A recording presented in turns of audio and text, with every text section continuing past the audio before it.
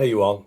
We're preaching through Mark here at Jenkins. And one of the things that we found out in Mark 14 and Mark 15 is that Pilate shows up, but Herod's nowhere to be found. That's different than the other Gospels, of course. And that got me to thinking, why does Pilate show up in some books and then Herod in other books? They're both rulers in the area, and some include both of them, but Mark only puts Pilate in his story. Why is that? The answer is probably pretty easy and obvious. It took me a second to think about it, but I think probably the reason is that Mark was writing to an audience that didn't really have a lot of interest in Herod.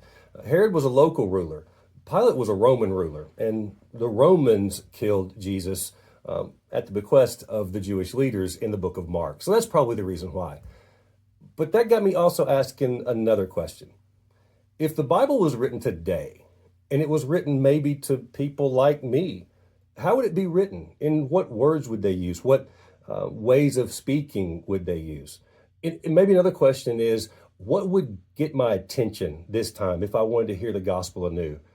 That requires some imagination if we want to think through that. And we have to go into reading it in order to read it differently this time. And that's a challenge. Other people have tried translations that have done this.